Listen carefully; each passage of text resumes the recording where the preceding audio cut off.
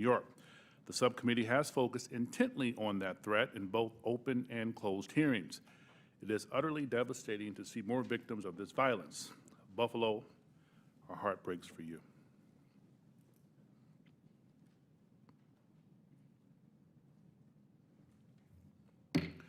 With that, I ask my colleagues to join, pardon me, we will now turn to the business of this hearing. More than 50 years ago, the U.S. government ended Project Blue Book, an effort to catalog and understand sightings of objects in the air that could not otherwise be explained. For more than 20 years, that project had treated unidentified anomalies in our airspace as a national security threat to be monitored and investigated. In 2017, we learned for the first time that the Department of Defense had quietly restarted a similar organization tracking what we now call unidentified aerial phenomena, or UAPs. Last year, Congress rewrote the charter for that organization, now called the Airborne Object Identification and Management Synchronization Group, or AIM-SOG.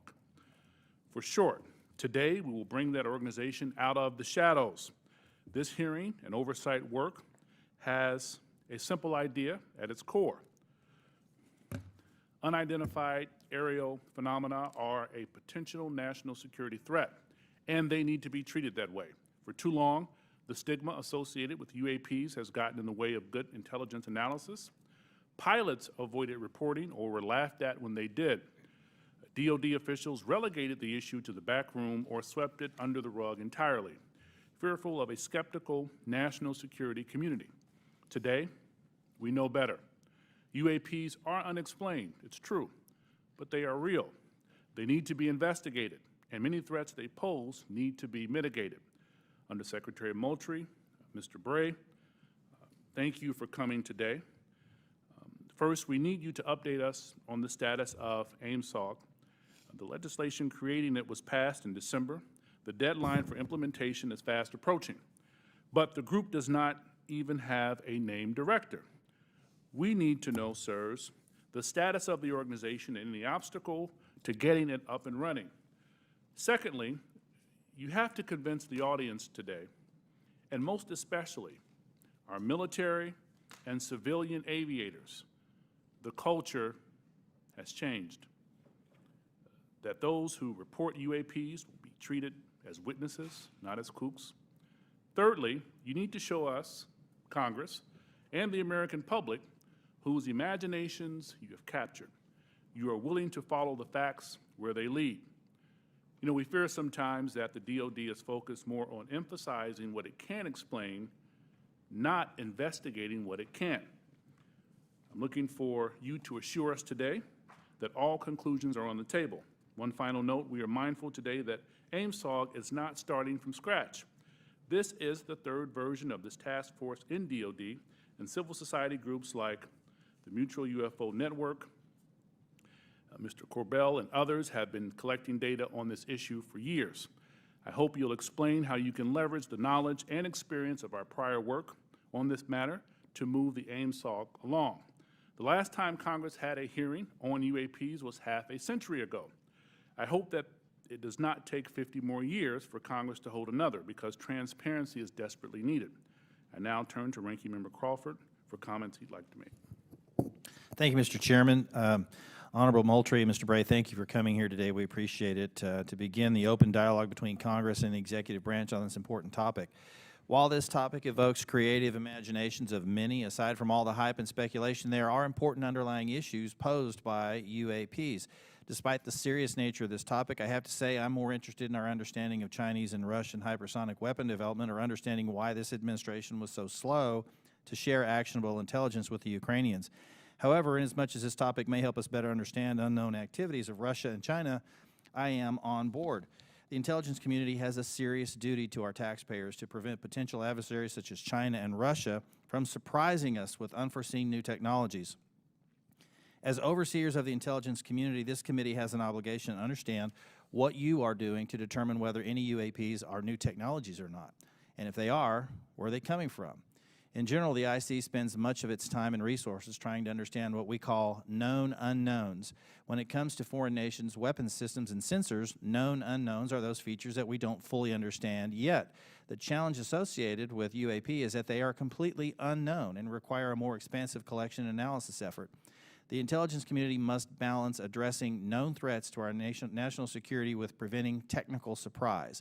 We must continue to follow the facts where they lead us and ensure that there are no technical surprises. The IC must take it seriously when there are credible observations of phenomena that seem to perform in ways that could pose a threat to safe flight operations, or that could be signs of a foreign adversary's attempt to develop a strategic technological surprise against the United States. It's also essential that our pilots and others feel they can report UAPs they observe without any stigma for doing so. This is the open, unclassified portion of our hearing. We'll have a closed, classified part later. It's important for the public to know that the classification of information exists to protect national security, not to try to hide the truth. When we're trying to determine if any UAPs are new technologies being developed by foreign governments, we are inevitably going to run into classified information about what new systems and technologies we do know are in the works here or abroad. But where information does not risk national security, it should be shared with our allies and the public when feasible. I hope that we can have your assurance to this end today. It's my hope that the intelligence community will continue to try to determine the nature of UAPs we've observed and will keep Congress fully apprised of all developments. I look forward to this hearing and continued dialogue and oversight with the intelligence community on this topic. And with that, I yield back. Gentleman yields back, and now we'll turn to our distinguished chairman, Adam Schiff, for any comments he wishes to make. Thank you, Chairman Carson, for holding this open hearing on unidentified aerial phenomenon and for your leadership on this issue. Holding a portion of our discussion today in open session is critical to the cause of transparency and openness, which was Congress's intent in authorizing and funding this new task force. The larger effort that is being undertaken to study and characterize UAP reports is an important step towards understanding these phenomenon, what we know and don't know. And I look forward to hearing more during both the open session and the closed setting about how DoD and the IC are undertaking that task. UAP reports have been around for decades, and yet we haven't had an orderly way for them to be reported without stigma and to be investigated. That needs to change. UAP reports need to be understood as a national security matter, and that message needs to go out across DoD, the IC, and the whole of the U.S. government. When we spot something we don't understand or can't identify in our airspace, it's the job of those we entrust with our national security to investigate and to report back. That is why it's important that we hold this open hearing for the public to hear directly from the Department of Defense on the steps it's taking to track, analyze, and transparently communicate the work that is being done on this issue. It is also the responsibility of our government and this panel to share as much as we can with the American people, since excessive secrecy only breeds distrust and speculation. I look forward to hearing how the UAP task force is being stood up, what challenges they still face, and how this committee can make sure the task force is able to shed light on one of the world's most enduring mysteries. I thank you gentlemen for your work, and be very interested to hear what you have to say. To me, among the most fascinating questions are these phenomena that we can measure. That is, instruments report there is something there. It is not the human eye confusing objects in the sky. There is something there, measurable by multiple instruments, and yet it seems to move in directions that are inconsistent with what we know of physics or science more broadly. And that to me poses questions of tremendous interest and as well as potential national security significance. So we look forward to hearing what you're able to report to us today in open session, and I want to thank Chairman Carson again for his extraordinary leadership on this issue, and I yield back. Chairman yields back. Thank you. With that, we will start our hearing. Under Secretary Moultrie, the floor is yours, sir. Thank you. Chairman Schiff, Committee Chairman Carson, Ranking Member Crawford, distinguished members of the subcommittee, it's a privilege to be here with you today to address your questions regarding unidentified aerial phenomenon, or UAP. I'm pleased to be joined by Mr. Scott Bray, the Deputy Director of Naval Intelligence, who will speak to the Navy's Unidentified Aerial Phenomenon Task Force, which laid the foundation for the efforts we will discuss today. First, I'd like to thank Congress for supporting the Department's UAP efforts. The NDAA for fiscal year 2022 has helped us to establish a dedicated office to oversee processes and procedures for the timely collection, processing, analysis, and reporting of UAP-related data. What are UAP? Put simply, UAP are airborne objects that, when encountered, cannot be immediately identified. However, it is the Department's contention that by combining appropriately structured collected data with rigorous scientific analysis, any object that we encounter can likely be isolated, characterized, identified, and if necessary, mitigated. We know that our service members have encountered unidentified aerial phenomena, and because UAPs pose potential flight safety and general security risks, we are committed to a focused effort to determine their origins. Our effort will include the thorough examination of adversarial platforms and potential breakthrough technologies, U.S. government or commercial platforms, allied or partner systems, and other natural phenomena. We also understand that there has been a cultural stigma surrounding UAP. Our goal is to eliminate the stigma by fully incorporating our operators and mission personnel into a standardized data gathering process. We believe that making UAP reporting a mission imperative will be instrumental to the effort's success. The Defense Intelligence and Security Enterprise provides real-time support to our warfighters and mission personnel across all domains. To optimize the Department's UAP work, we are establishing an office within the Office of the Secretary of Defense. That office's function is clear: to facilitate the identification of previously unknown or unidentified airborne objects in a methodical, logical, and standardized manner. These goals will ensure that we are working closely with operational personnel on training and reporting requirements, developing data and intelligence requirements, standardizing and integrating processes and procedures for collection, operational surveillance, analysis, and reporting, leveraging our research and development capabilities to improve detection, characterization, and identification of UAPs, developing mitigating solutions and procedures, and identifying strategy and policy solutions. This effort will maximize collaboration and build upon already existing relationships with the Office of the Director of National Intelligence, the FAA, DHS, and the FBI. We are also committed to strong partnerships with the Department of Energy, NOAA, the DEA, NASA, and the national labs, and just as importantly, our international partners and allies. With regard to the importance of transparency, the Department is fully committed to the principle of openness and accountability to the American people. However, we are also mindful of our obligation to protect sensitive sources and methods. Our goal is to strike that delicate balance, one that enables us to maintain the public's trust while preserving those capabilities that are vital to the support of our service personnel. In closing, the Department is committed to this effort and welcomes the challenge. We thank you for your committed support and look forward to your questions.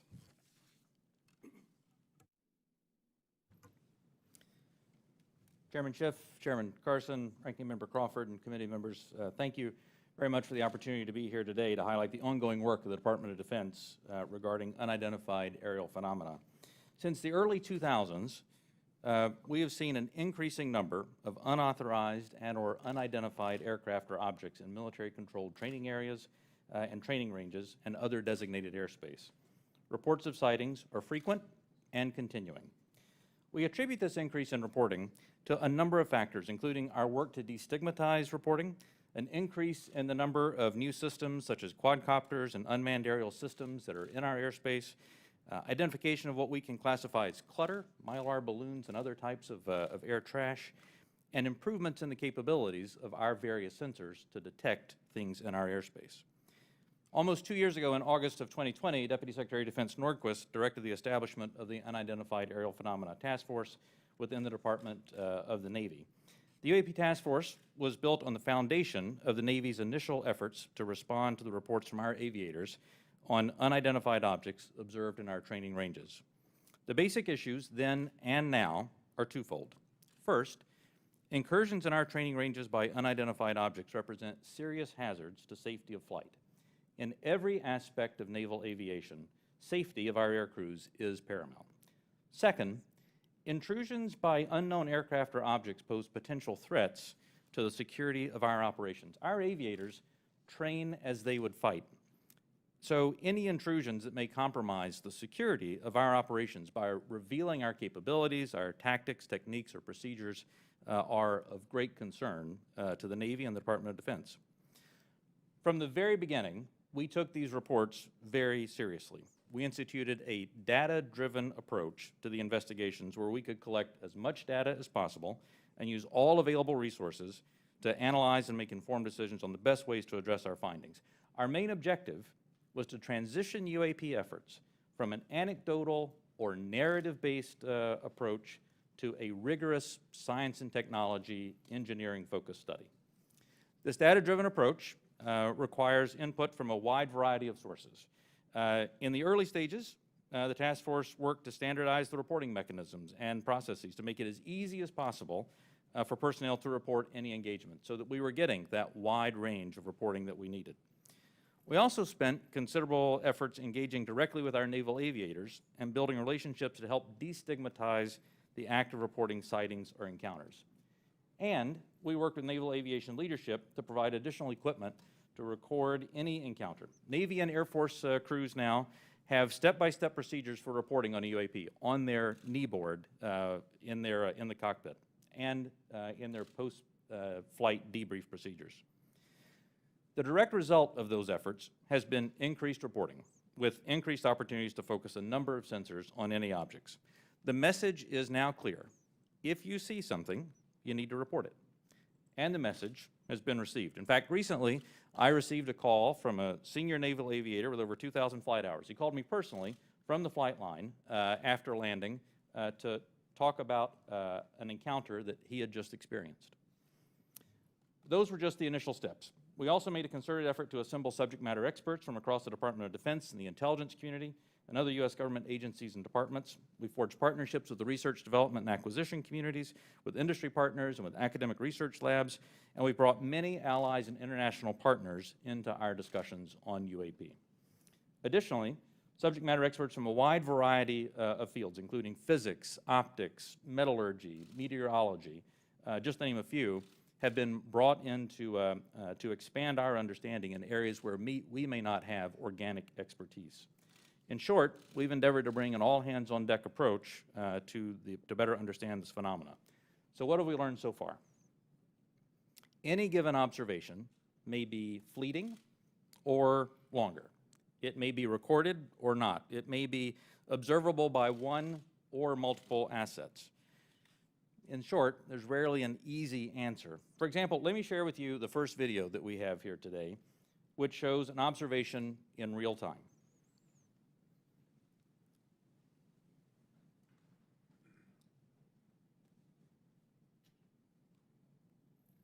There it was. That's, in many cases, that's all that a report may include. And in many other cases, we have far less than this. As we detailed in both the unclassified and classified versions of the preliminary assessment released by the Office of the Director of National Intelligence last June, this often limited amount of high-quality data and reporting hampers our ability to draw firm conclusions about the nature or intent of UAP. As detailed in the ODNI report, if and when individual UAP incidents are resolved, they likely fall into one of 5 potential explanatory categories: airborne clutter, natural atmospheric phenomena, U.S. government or U.S. industry developmental programs, foreign adversary systems, or a other bin that allows for a holding bin of difficult cases and for the possibility of surprise and potential scientific discovery. We stand by those initial results. Since the release of that preliminary report, the UAP Task Force database has now grown to contain approximately 400 reports. The stigma has been reduced. We've also made progress in resolving the character of a limited number of UAP encounters. For example, let me show you a couple of another video and image taken years apart in different areas. In this video, U.S. Navy personnel recorded what appears to be triangles, some flashing, recorded several years ago, off the coast of the United States. This was recorded while the U.S. Navy ship observed a number of small unmanned aerial systems in the area. And importantly, the video was taken through night vision goggles with a single lens reflex camera. These remained unresolved for several years.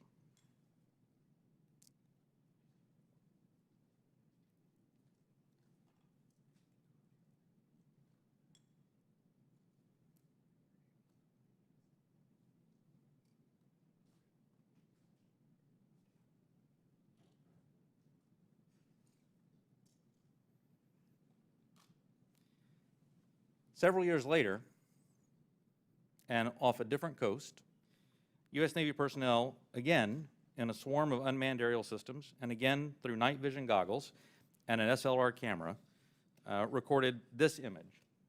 But this time, other U.S. Navy assets also observed unmanned aerial systems nearby. And we're now reasonably confident that these triangles correlate to unmanned aerial systems in the area.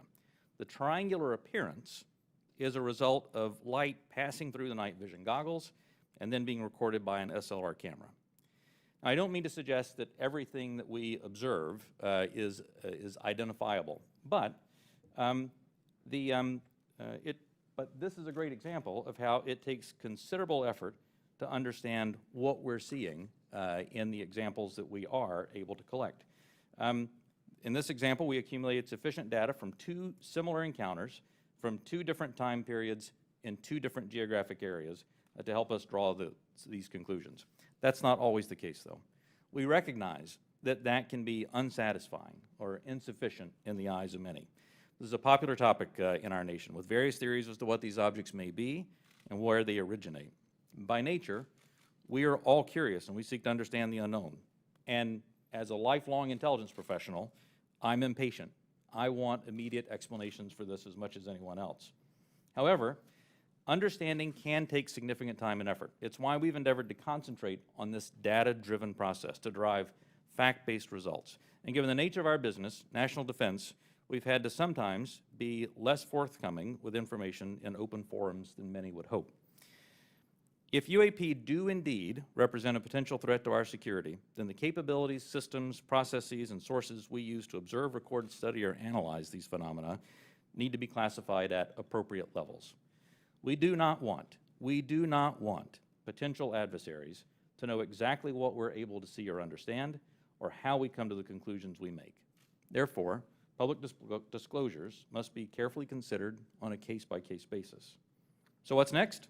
We're concentrating on a seamless transition to the new organization, and future analysis of complicated issues of UAP issues will greatly benefit from the infrastructure, the process, and the procedures that we've developed to date. I'm confident that the task force under Navy leadership has forged a path forward that will allow us to anchor assessments in science and engineering by anecdotal evidence. We remain committed to that goal, as I know the USDI organization does as well. So thank you very much for your interest and continuing support for the UAP Task Force. The team's made a lot of progress, but we really are just establishing the foundation for the more detailed analysis that's yet to be done. And with your continued support, we can sustain that momentum necessary to produce data-centric analysis and understanding of the phenomena. I look forward to your questions. Thank you. Thank you, Mr. Bray. This is the 3rd version of this task force, and to be frank, one of Congress's concerns is that the executive branch in administration from both parties has been sweeping concerns about UAPs under the rug by focusing on events that can be explained and avoiding events that cannot be explained. What can you say to give the American people confidence that you aren't just focusing our attention on low-hanging fruit with easy explanations? Congressman, I'll start, and then Mr. Bray, please feel free to weigh in. So the way that we're approaching this is with a more thorough, standardized methodology than what we have in the past. First and foremost, the Secretary of Defense is chartering this effort. This is not someone lower in the Department of Defense.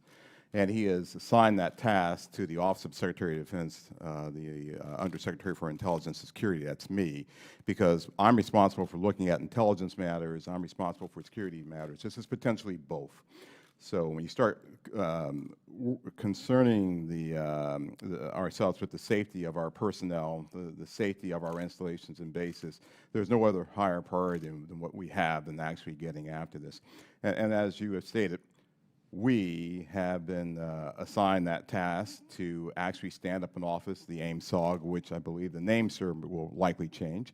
But we have moved forward in terms of moving to establish that office. We have, as of this week, picked a director for that effort, a very established and accomplished individual. We've identified spaces. We've worked with personnel across the Department of Defense with the services, and we've worked with the IC, which is on board in helping us work through this standardized methodology for now, bringing in data, analyzing that data, and reporting that data in the appropriate method and appropriate means so we can either get it to our service personnel to ensure their safety, or get it to you and the Congress and to the public to ensure that you have oversight to what we're doing. So, chartered by the Secretary of Defense, standardized, and really a methodical approach. It's something that we're doing that has not been done before. Can we get some kinds of assurances that your analysts will follow the facts where they lead and assess all hypotheses? Absolutely. So we're open to all hypotheses. We're open to any conclusions that, that we may encounter. Quickly, before I pass it to the ranking member and Chairman Schiff, I want to thank you both for taking the time, and I had a good time meeting with you last week, Director Moultrie, Undersecretary Moultrie. It's fair to say that you are a science fiction fan, is that correct? It is fair to say that I am an inquisitive mind who has spent 40 years in the intelligence field and has focused on both science and science fiction. That is fair. Could you tell us about it? Yeah, well, yeah, look, my generation grew up looking at space sagas and the Apollo program. So all of us who grew up in the 60s were just thrilled by watching our first astronaut land on the moon. That was a momentous occasion to people who were of different generations. Some of them didn't believe that it happened. I still have relatives and friends who don't believe it happened, right? Science fiction to them. But to us, it was, no, that's the progress that we've made. And so I was enthralled by that, and I've taken that to heart. I enjoy the challenge of what may be out there. I have mentioned to you that, yes, I have followed science fiction. I have gone to conventions, even. I'll say it on the record. Got to break the ice somehow. But, you know, I have done that, right? But there's nothing wrong with that. Don't necessarily dress up, but I do, you know, I do believe that it's important to show that the Department of Defense has, you know, we have character, and we're people just like you, just like the American people. We have our inquisitiveness. We have our questions. We want to know what's out there as much as you want to know what's out there. We get the questions not just from you, we get it from family members. And we get them night and day, not just in committee hearings. So finding what's out there is important, but first and foremost, it's important for us to do that so that we can ensure that our people, our personnel, our aviators, our bases and installations are safe. And then that curiosity factor is something else that we just want to know, because that's the human race. It's just, you know, that insatiable desire to know. Thank you, sir. Ranking Member Crawford. Mr. Moultrie, you said you don't necessarily dress up. That wasn't a real strong statement. Gentlemen, thank you for being here today. We appreciate it. And thank you, Mr. Moultrie, for breaking the ice the way you did. Appreciate that. The inability to understand objects in our sensitive operating areas is tantamount to an intelligence failure that we certainly want to avoid. This is not about finding alien spacecraft, but about delivering dominant intelligence across the tactical, operational, and strategic spectrum. So my question is, how can AIM-SOG lead to prevention of intelligence surprises? Sure, I'll start with that. So the goal of our effort is to integrate it into what we already do on a normal basis, which is look for the unknowns, Congressman, as you stated in your opening remarks, across all domains. So we've been doing this for decades. We've been looking at the space domain, looking at space objects, looking at space weather, looking at space phenomenon. We've been looking at things in the air domain, and we, as you know, and I'll talk more about this in classified session, but we have a very concerted effort to understand adversarial platforms and adversarial developmental programs. And we do that also in the ground domain. And of course, we're very interested in what happens in the underwater or sea domain, if you will, subsurface domain. So if there are objects that our aviators or air crews are encountering in this air domain, and their sensors are discovering or detecting some of these objects, we want to just bring that in to the normal process that we have for identifying unknown unknowns. We want to make sure we have the intelligence requirements that allow us not only to look at that event from the time that it occurs forward, but maybe retrospectively we want to go back and see if we can get to the left of that event to say, was there some developmental program that we, to get to your technical surprise issue, sir, that we should have known about? And if so, how do we put that intelligence requirement in place to ensure that we are following an adversarial development or any other development that may be out there? So that's what we want to do in terms of normalizing this and bringing it into the normal process of how we identify unknown unknowns. So you mentioned fidelity, and I think it's important to talk about the relationship from the Navy as the lead agency on this.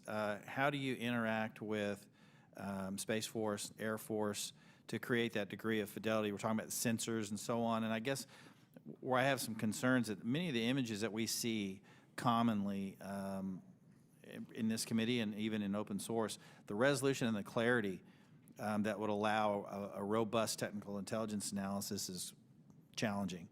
So is AIMSOC prepared to address the quality and quantity of data collected on UAP to advance intelligence collection? And do you have the adequate sensors you need to collect that high-quality data? One of the lines of effort that we have is looking at our sensor capabilities and to understand whether or not, as the video showed that Mr. Bray displayed, sometimes it's very fleeting data that we have on some of these objects. And we want to make sure that, one, our systems are calibrated to actually be able to collect on the objects. You know, our sensors today they're calibrated for specific things. We want to make sure they're calibrated for things of this nature, things of this size, things of this velocity, if I can use that term.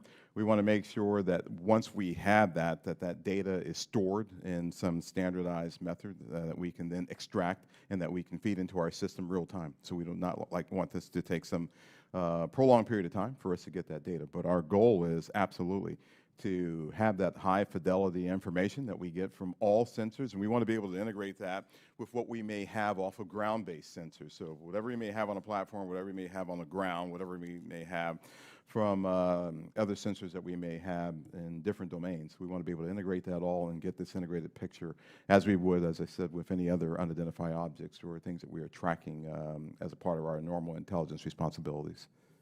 Thank you. Last question, Mr. Bray, if you would. I'm a Navy pilot. I've encountered a UAP. Walk me through the reporting protocol once I see something that I think needs reported. The first thing that aviator would do after landing as a part of their normal debriefing is they would contact their intelligence officer. Their intelligence officer would then walk them through first filing a, data preservation to ensure that, that whatever sensor data may be on the aircraft, that we preserve that so that it's available for later analysis. Second, they would actually fill out a form that includes details like where they were operating, altitudes they were operating, speeds, what they observed, whatever sensor data they may have recorded from that. And then that report is filed. It goes two places. One, it goes through the operational chain of command, so that operational units are aware of what's being observed, and also through the UAP task force, so that they can take that data, database it, and quite often have individuals from the task force contact the aviator and ask them additional questions if there were things that weren't clear in the report.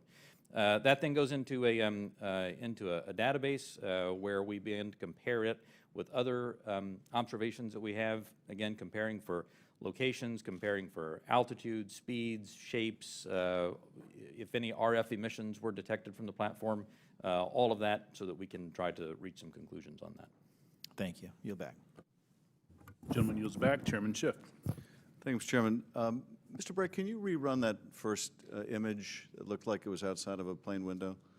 And if you wouldn't mind going up to the screen and tell us what we're seeing. Not that you can necessarily tell us what we're seeing, but Right. explain what we should be looking at in that first image. Absolutely. And Alexi, what I'll ask is if you can stop it at a certain point.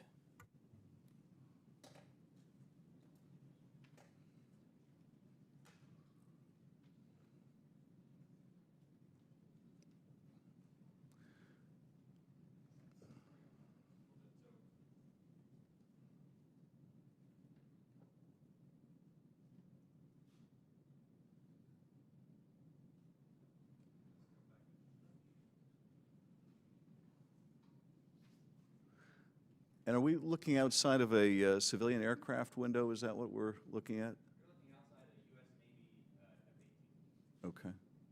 Great,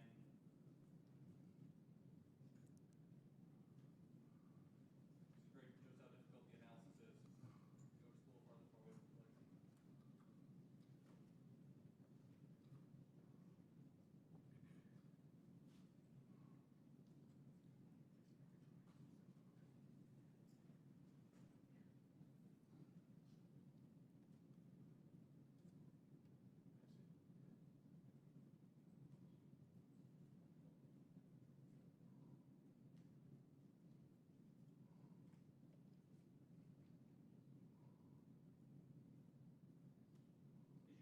a little farther forward. What you'll find eventually on this, when we find the right frame, is for literally about one frame here is a spherical object that passes right through here, passes right through there because the aircraft is moving pretty fast in this direction with the flyby of it. And it is a, Is that it right there? that is it. There we go, off in the distance. Can you point to the screen again what we're supposed to be looking at?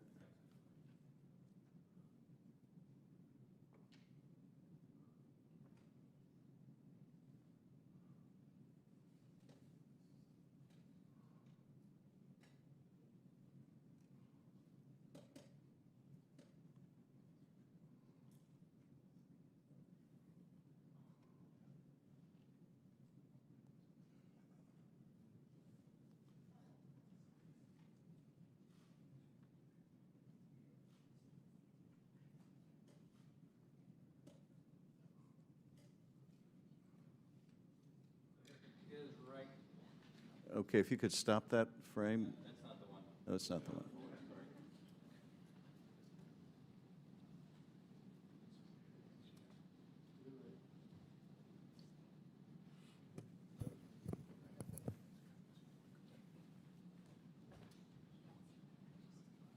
Alexi, just push play. Let's see if.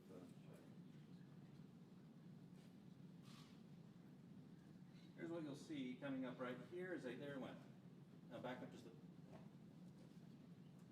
spherical object right here. It zooms by the window right in this area right there.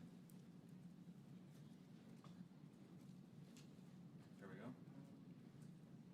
Could you see that part right there again going by? I think we're having a hard time stopping it in the right spot.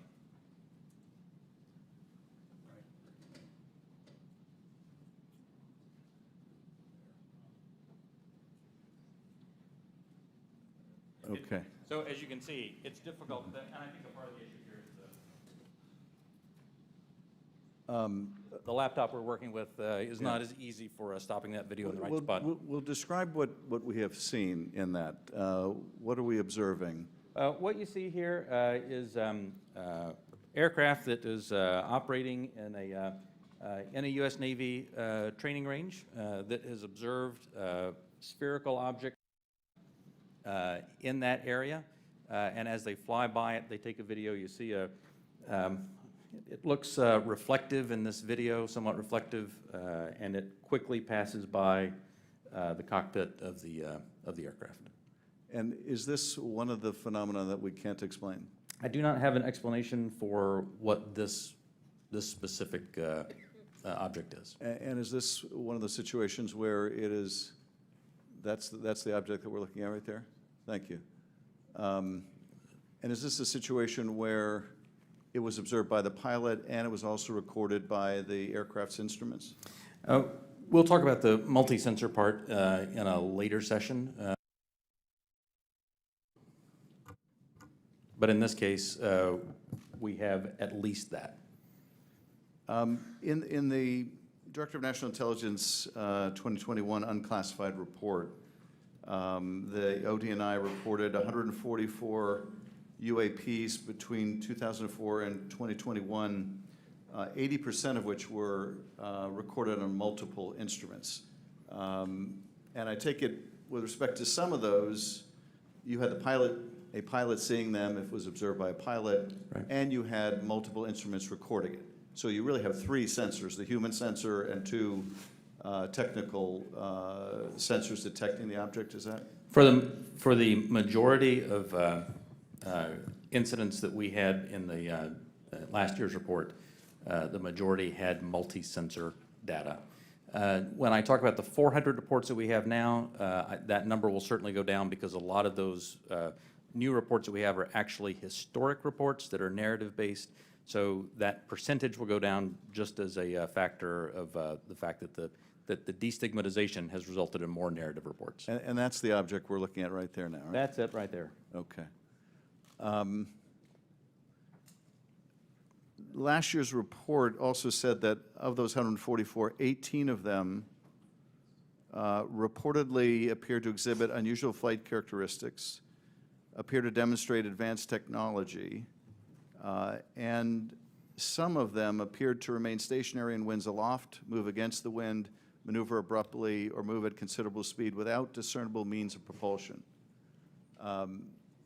That's pretty intriguing. And if you're able to answer this in this setting, are we aware of any foreign adversary capable of moving objects without any discernible means of propulsion? I think I would, without discernible means of propulsion, I would say that we're not aware of any adversary that can move an object without discernible means of propulsion. The question then becomes, in many of these cases where we don't have a discernible mean of propulsion in the data that we have, in some cases there is likely sensor artifacts that may be hiding some of that. There's certainly some degree of something that looks like signature management that we have seen from some of these UAP, but I would caution, I would simply say that there are a number of events in which we do not have an explanation, in which, and there are a small handful in which there are flight characteristics or signature management that we can't explain with the data that we have. We'll continue, those are obviously the ones that are of most interest to us. Earlier when we asked about how you avoid technological surprise, the biggest way you avoid technological surprise is by collecting this type of data and by importantly calibrating the assumptions that you go into with how you do that analysis. I'll tell you, within the UAP task force, we have one basic assumption, and that is that generally speaking, our sensors operate as designed. And we make that assumption because many times these are multi-sensor collections. We make no assumptions about the origin of this or that there may or may not be some sort of technology that we don't understand. That's, I think, the key to avoiding technological surprises by calibrating those assumptions. And finally, with respect to the second two videos showing the small triangles, the hypothesis is that those are commercial drones that, because of the use of night vision goggles, appear like triangles. Is that the operating assessment? Some type of drone, some type of unmanned aerial system, and it is simply that light source resolves itself through the night vision goggles onto the SLR camera as a triangle. And have we, in order to prove that hypothesis, flown a drone and observed it with that same technology to see whether we can reproduce the effect? The UAP Task Force is aware of studies that have done that. Okay. Thank you, Mr. Chairman. I yield back. The gentleman yields back. Dr. Winstrup. Thank you, Mr. Chairman. Thank you all for being here. My first question is, through this process where there's been sightings, have the sightings been stationary, or have they always been sighted from a moving object, from a plane or a ship that may be moving? have these reports ever come from a stationary object being observed in the sky? The UAP task force does have reports from reports from a stationary observer. Because there's a difference observing something when you're moving as Right. well. It's physics, right? So that's Right. why I asked that question. Are we capable, or have we made any breakthroughs, or anyone made any breakthroughs, to be able to cite something and make some determination at all of its composition, whether it's a solid or a gas? Is there any such capability? From Not asking what, I'm just. Right. From some of the returns, I mean, it's clear that that the majority, well, it's clear that many of the observations we have are physical objects from the sensor data that we have.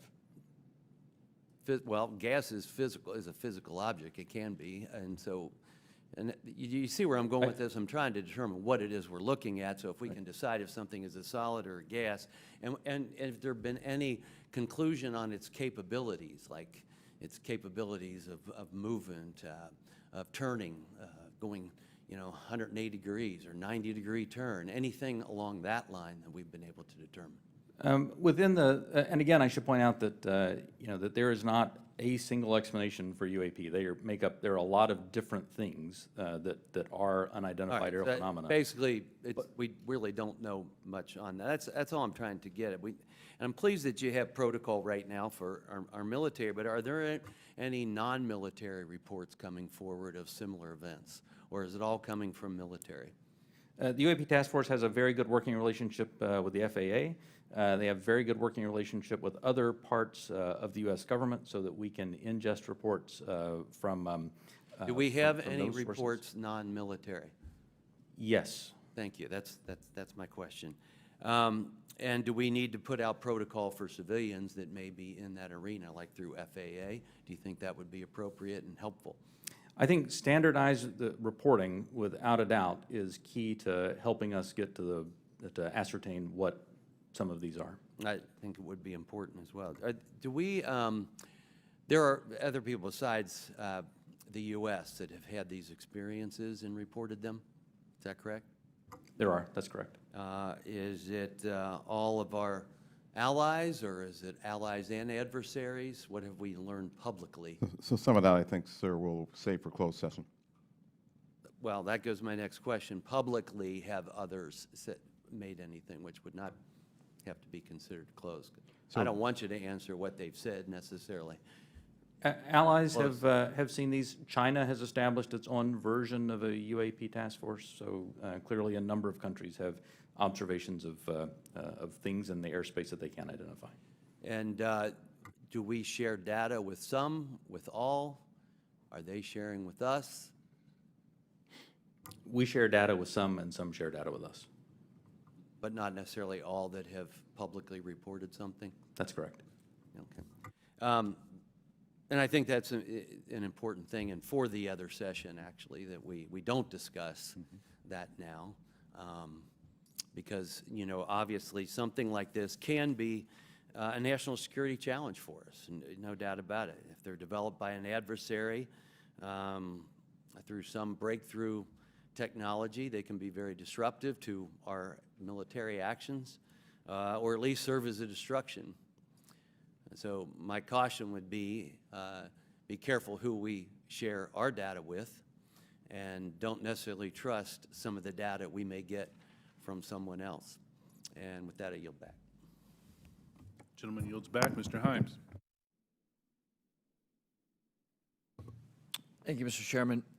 One of the objectives of this open hearing is to try to erode some of the stigma that attaches to, in particular, our military men and women reporting this. It's obviously really very serious because should one of our adversaries have developed a technology that we don't know about it, we need to know about it yesterday. And obviously, any sort of stigma that prevents our military from reporting this data as comprehensively as possible is a national security threat. So I really just have two questions in the service of that goal. The first is, the chairman asked that we run that video again. Most people, when they see a video, we're all used to seeing things from a car seeing things from a sidewalk. Very few people have the experience of observing something through night vision goggles at Mach 1.5. So just talk for a minute about, if you would, whichever of you is most appropriate, how radically different observation is at high speed in 3 dimension than it is for most of us who walk around and drive cars. So the first thing I think that's important to note about this is there are lots of things when you are moving very fast and an object is between you and a stationary reference point like the ground, it gives a lot of different impressions about how quickly something is or isn't moving. And it actually means that it is a challenge, especially with narrative-based data, to get a lot of information on that. That's why the sensor data is so important, because things do happen very quickly, as you see there. And sometimes things that happen very quickly, something may be moving very slow. That aircraft is moving quite fast. How fast that object is moving that goes by is probably very slow. So I guess my point is that an observation, either a visual observation or a electronic observation, infrared or whatever, looks radically different than it does to most people. Even instruments are on gimbals and that sort of thing, so that creates a very unusual view to, again, those of us who are used to seeing things in 2 dimensions largely. And second question. I think, Mr. Bray, you said something that I want to unpack a little bit. A number of these UAPs, you said, we can't explain. Again, in the service of sort of reducing speculation and conspiracy theories, we can't explain can range from a visual observation that was distant on a foggy night, we don't know what it is, to we've found an organic material that we can't identify, right? Those are radically different worlds. So when you say we can't explain, give the public a little bit better sense of where on that spectrum of we can't explain we are. Are we holding materials, organic or inorganic, that we don't know about? Are we, picking up emanations that are something other than light or infrared that could be deemed to be communications? Give us a sense for what you mean when you say we can't explain. Sure. When I say we can't explain, I mean exactly as you described there, that there is a lot of information, like the video that we showed, in which there's simply too little data to create a reasonable explanation. There are a small handful of cases in which we have more data that our analysis simply hasn't been able to fully pull together a picture of what happened. And those are the cases where we talk about where we see some indications of flight characteristics or signature management that are not what we had expected. When it comes to material that we have no material. We have detected no emanations within the UAP task force that would suggest it's anything non-terrestrial in origin. So there's, when I say unexplained, I mean everything from too little data to the data that we have doesn't point us towards an explanation, but we'll go wherever the data takes us. Again, we've made no assumptions about what this is or isn't. We're committed to understanding these, and so we'll go wherever that data takes us. Thank you. That's very helpful, and so I think it bears emphasis. When you say we can't explain, everything that you can't explain is in a bucket called data. Is that correct? And that would mean data collected by sensors, visual observations, everything that we can't explain, quote unquote, is in a bucket called data. Right. A narrative report from the early 2000s, if it just had a little bit of information on it, would be in our database and it would be unresolved. I would add to that, it's insufficient data. I mean, that's one of the challenges we have. Insufficient data either on the event itself, the object itself, or insufficient data or plug-in with some other organization or agency that may have had something in that space at that time. So it's a data issue that we're facing in many of these instances, Congressman. Understood. Thank you very much. Yield back. Gentleman yields back. Mr. Gallagher. Thank you, Mr. Chairman. Thank you for allowing me to join this hearing. I really appreciate the witness's testimony.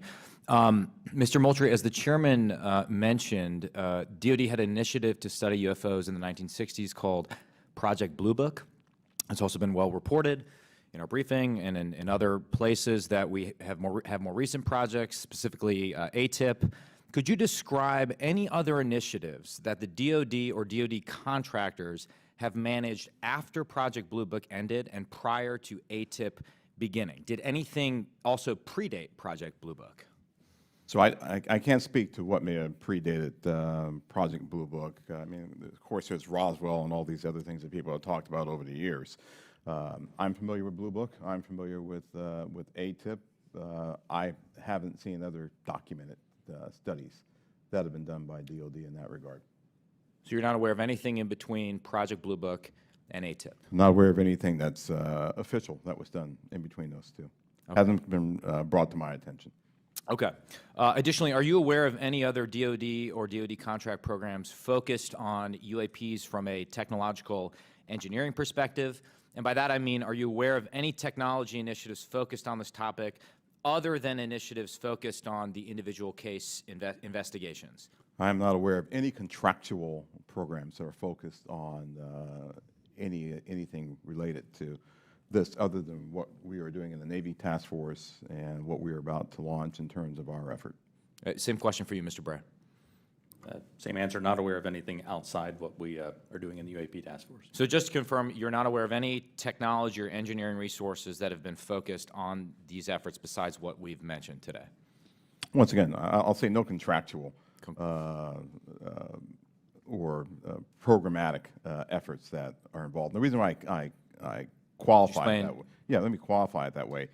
I can't speak to what people may be looking at in the department. Somebody says, I'm looking at something that may be unidentified, and I can't speak to that. I speak to official programs that we have on the record. It's also been reported that there have been UAP observed and interacting with and flying over sensitive military facilities, particularly, and not just ranges, but some facilities housing our strategic nuclear forces. One such incident allegedly occurred at Malmstrom Air Force Base, in which 10 of our nuclear ICBMs were rendered inoperable. At the same time, a glowing red orb was observed overhead. I'm not commenting on the accuracy of this. I'm simply asking you whether you're aware of it and whether you have any comment on the accuracy of that report. Let me pass that to Mr. Bray, if you've been looking at UAPs over the last 3 years. That data is not within the holdings of the UAP task force. Okay, but are you aware of the report, or that the data exists somewhere? I have heard stories. I have not seen the official data on that. So you've just seen informal stories, no official assessment that you've done or exists within DoD that you're aware of regarding the Malmstrom incident? All I can speak to is what's within my cognizance, the UAP task force, and we have not looked at that incident. Well, I would say, I mean, it's a pretty high-profile incident. I don't claim to be an expert on this, but that's out there in the ether. You're the guys investigating it. I mean, who else is doing it? If something was officially brought to our attention, we would look at it. There are many things that are out there in the ether that aren't officially brought to our attention. So how would it have to be officially brought to your attention? I'm bringing it to your attention. Sure, so this is pretty official. Sure. So we'll go back and take a look at it, but generally there is some authoritative figure that says there is an incident that occurred. We'd like you to look at this. But in terms of just tracking what may be in the media that says that something occurred at this time, at this place, there are probably a lot of leads that we would have to follow up on. I don't think we are resourced to do that right now. Well, I don't claim to be an authoritative figure, but for what it's worth, I would like you to look into it. And Sure. if for no other reason, you could dismiss it and say this is not worth wasting resources on. Will do. And then finally, are you aware of a document that appeared around 2019, sometimes called the Admiral Wilson Memo or EW Notes Memo? I am not. You're not. Are you tracking? I'm not personally aware of that. Okay. This is a document in which, again, I'm not commenting on the veracity. I was hoping you would help me with that, in which a former head of DIA claims to have had a conversation with the Dr. Eric Wilson and claims to have sort of been made aware of certain contractors or DoD programs that he tried to get fuller access to and was denied access to. So you're not aware of that? I'm not aware, Congressman. In my 10 seconds remaining, then, I guess I just would ask, Mr. Chairman, unanimous consent to enter that memo into the record. Without objection. Thank you, Mr. Chairman. Appreciate it. Mr. Krishnamurthy. Thank you, Mr. Chair, and thank you to both of you for appearing today and for your public service. First question is, there have been no collisions between any U.S. assets and one of these UAPs, correct? We have not had a collision. We've had at least 11 near misses, though. And maybe we'll talk about those 11 near misses or any place where there's close proximity. I assume, or tell me if I'm wrong, there's been no attempt, there's no communications or any kind of communication signals that emanate from those objects that we've detected, correct? That's correct. And have we attempted to communicate with those objects? No. So we don't even put out a alert saying, U.S. Identify yourself. You are, within our flight path or something like that. We haven't said anything like that. We've not put anything out like that. Generally speaking, for example, in the video that we showed earlier, it appears to be something that is, unmanned, appears to be something that may or may not be in controlled flight, and so we've not attempted any communication with that. Okay, so, and I assume we've never discharged any armaments against a UAP, correct? That's correct. How about wreckage? Have we come across any wreckage of any kind of object that has now been examined by you? The UAP task force doesn't have any wreckage that isn't explainable, that isn't consistent with being of terrestrial origin. Do we have any sensors underwater to detect on submerged UAPs? Anything that is in the ocean or in the seas? So I think that would be more appropriately addressed in closed session, sir. Okay. I think one of the biggest questions that I have is, we say with a lot of probability, we say they, quote unquote, probably do represent physical objects, close quote. When we say probably, is that because we cannot conclusively say that they are physical objects? In the task force report, when I say probably represent physical objects, most of them represent physical objects. There could be some that are more of a meteorological phenomena, something like that, that may not be a physical object in the sense that most people think of something you could go up and touch. But the ones where you say most of them represent physical objects, can you say that they are definitely, like with 100% certainty, that they are physical objects? I can say with certainty that a number of these are physical objects. Okay, so we can't rule out that some of them may not be physical objects. So, some certainly could be a sensor anomaly or something like that. Some could be. Now, how about with regard to UAPs? We've talked about UAPs on training areas, but obviously there's some sensor bias. I would think we put sensors in training areas. How about with regard to non-training areas? Do we track what's in open source and what civilians and others have tracked? And have we found similarities to what they've observed in terms of UAPs in non-training areas to the ones that are in training areas? The UAP task force has worked very hard to make sure the data set that we're working with is a data set that we have very good control over that data. So we have some partnerships with FAA so that we get some of that, so we get that reporting in. But if it comes to just open source reports or someone says that they saw something, that generally does not make it into our database. So basically, it sounds like we have a good partnership with FAA, but apart from FAA, we don't have partnerships with other agencies or other entities that might be tracking so that we could enlarge our data set to make comparisons. So we will. So that's the goal of this next effort, will be to expand that relationship with the rest of government and the interagency, so we can understand what they're seeing, what we're seeing. We can correlate on each other's holdings Because and I hopefully think, resolve this. sorry to interrupt, but I think that we might have a bias right now going on with regard to just reporting on UAPs being in training areas when we don't really track what's happening elsewhere. Last question, have our encounters with UAPs altered the development of either our offensive or defensive capabilities or even our sensor capabilities? We'd save that for the closed session. Okay, great, thank you. Mr. LaHood. Thank you, Mr. Chairman, and want to thank the witnesses for being here today. Obviously, this topic of UAPs has attracted a lot of interest in people that are curious about this hearing today. As we talk about, and I would say there's a lot of what I would call amateur interest groups that are involved in the UAP field.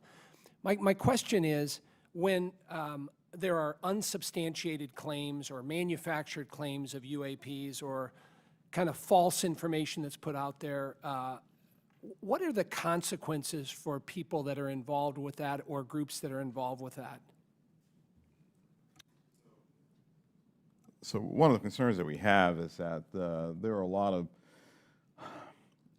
individuals and groups that are putting information out there that that could be considered to be somewhat self-serving.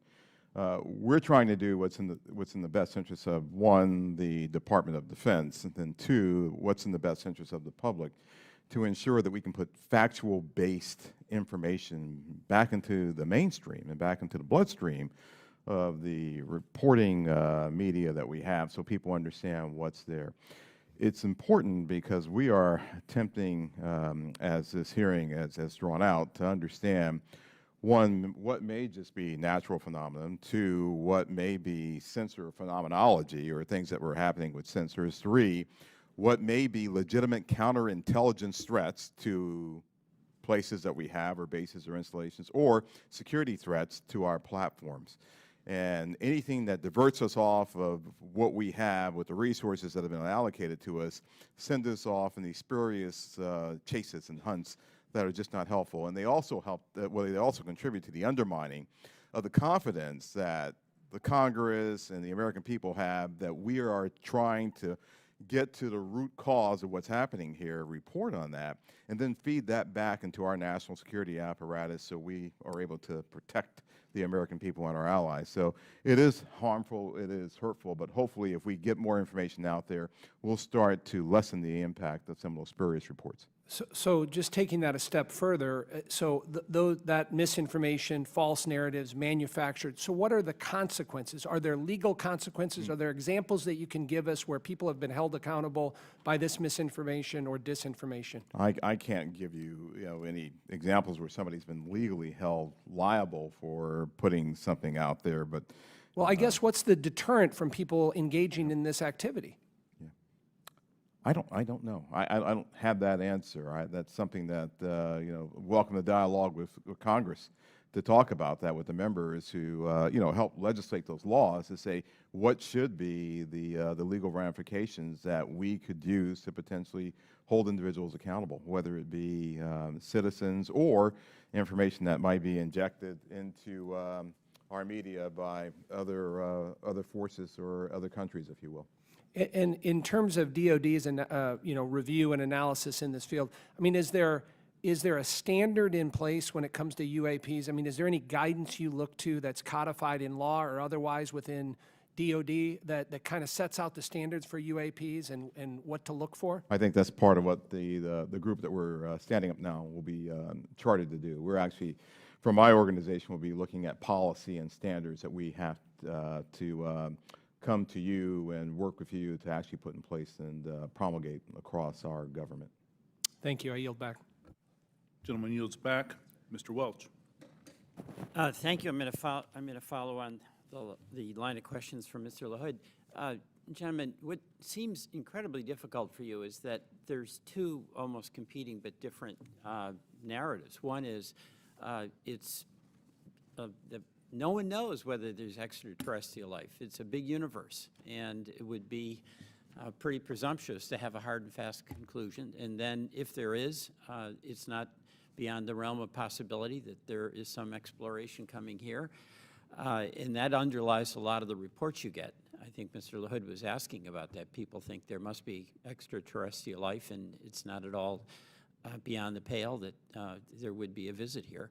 On the other hand, as the DOD, you have the responsibility to make sure that our national security is protected, and that if there are surveillance drones or active drones that can disable our systems, that has to be analyzed, has to be stopped. So how do you divide how do you separate your responsibilities where you get all these reports from folks who maybe in good faith, maybe not, believe that you should be investigating every possible report of a extraterrestrial incident. I'll start with you, Mr. Moultrie. Sure, indeed, Congressman, and thank you for the question. It's important that we, as a part of this effort, really build out the relationship that we have with others, including NASA, and for the reasons that you just pointed out. So there are elements in our government that are engaged in looking for life in other places, and they have been doing that for decades. Right? They've been searching for extraterrestrial life. There are astrobiologists who have been doing this too. We're a part of that same government, and so our goal is not to potentially cover up something if we were to find something. It's to understand what may be out there, examine what it may mean for us, if there are any, from a defense perspective, any national security implications or ramifications, but then to work with organizations as appropriate, if it's a weather phenomenology with NOAA, if it's a potential for extraterrestrial life or an indication of extraterrestrial life with someone like NASA. So the transparency actually is very important. Completely. For public consumption. Completely. But we're going to have a classified briefing, and without going into the details of what kinds of secrets that we can't share here, what is it? What are we protecting? I don't know if you can answer this question in this open forum, but in fact, your perception of what it is we have to, quote, protect. So I think right now what's really important for us to protect is how we know certain things. So there are a lot of things that we know, whether it be about the thinking of other leaders around the world, the weapon systems that are being developed, or how we detect things that may be threats to us. Many of those things are the result of some of our most sensitive sources and methods, and we'll use those things not just for this effort, but those same sources and methods are used to help protect us from adversaries and from others who might mean to do us harm. There aren't separate UAP sensors. There's not a separate UAP processing computer. There's not a separate UAP dissemination chain or whatever. So it's the same process. It's the same system that we have that helps us do all that. We need to protect that because this is something that we're looking at, but we're sure there are going to be other things that we'll look at in the future that will need those same sensors, we'll need those same sources and methods to help us do. So we're protecting the fact of that this nation has developed capabilities that enable us to know what may be threats to us and to counter those threats before they become something of a national issue. Thank you very much. I want to thank both you, Mr. Bray, and you, Mr. Moultrie, for your appearance today. I yield back. Gentleman yields back. Gentlemen, beyond videos, is there a range of other information that the executive branch has that would be valuable to the American people while protecting sources and methods, obviously? The details of individual encounters, including the time, place, and details of an encounter. And does the AIMSOG have a clear and repeatable process for considering public release as part of the process? Chairman Carson, the and do you commit to building that process if it's not in place? the UAP task force, the security classification guide that the UAP task force has been operating under that I approved really was meant to protect those sources and methods and meant to protect any knowledge that an adversary intelligence entity may gain from understanding what we're tracking, how we track it, or when we're tracking it, or if we're not. And so that has been an important piece in the balance between transparency and preserving our warfighting advantage, because the U.S. military does train as it would fight.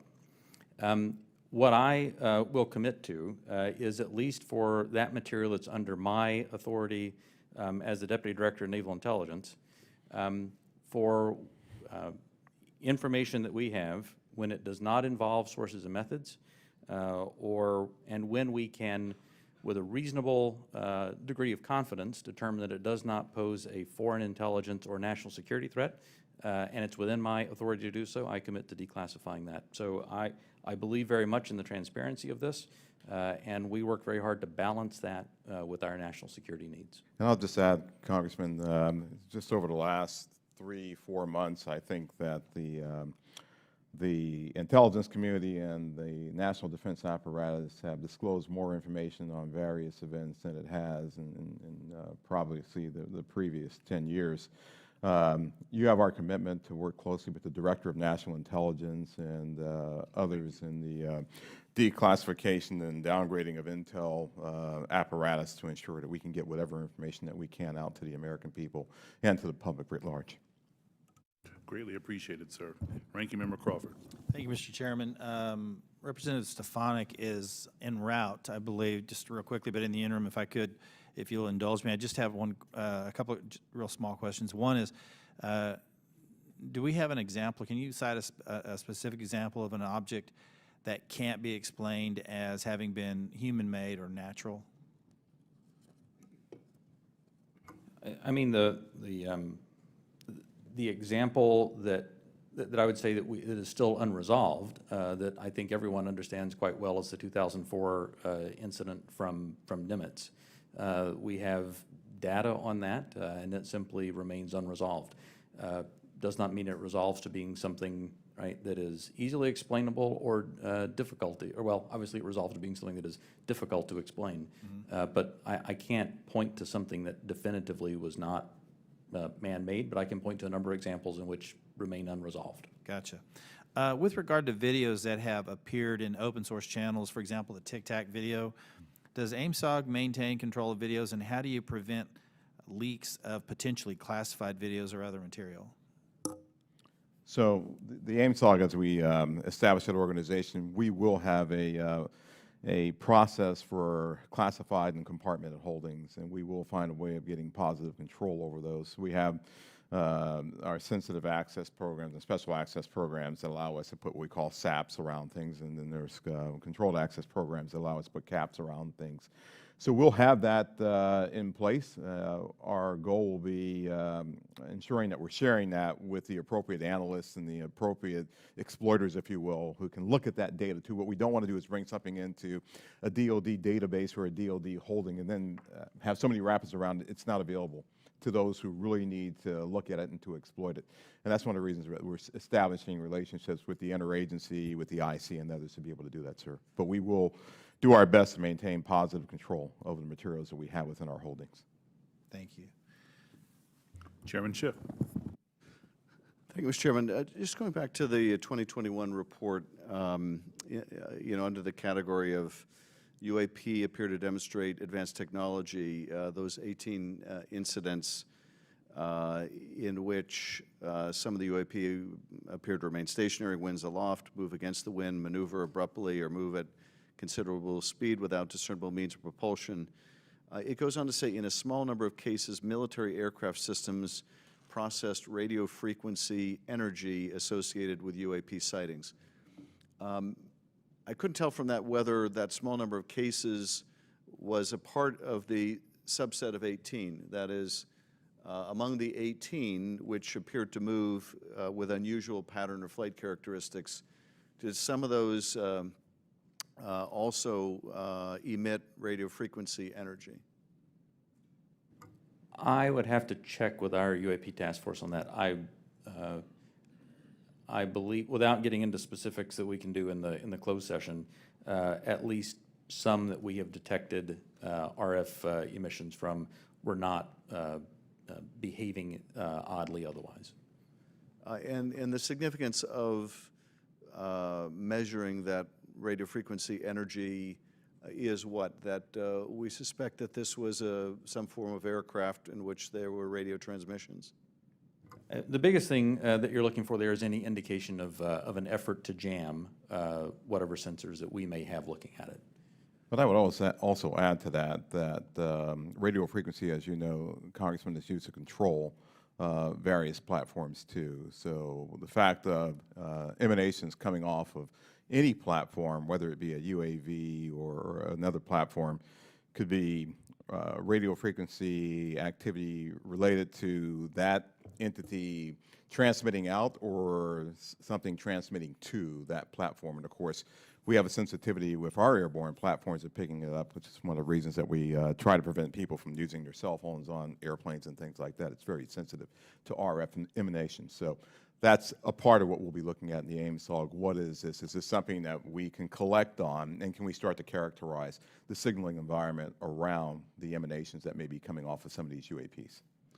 So that energy then that was recorded could be either an effort to jam, or it could be an effort to control a UAV,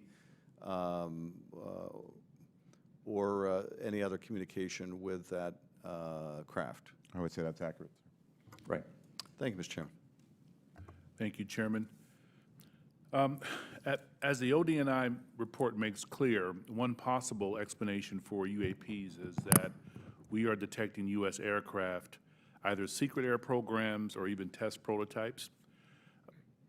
I won't ask you in this setting, obviously, to describe any secret DoD programs. That said, I do want to make sure the U.S. government isn't chasing its own tail.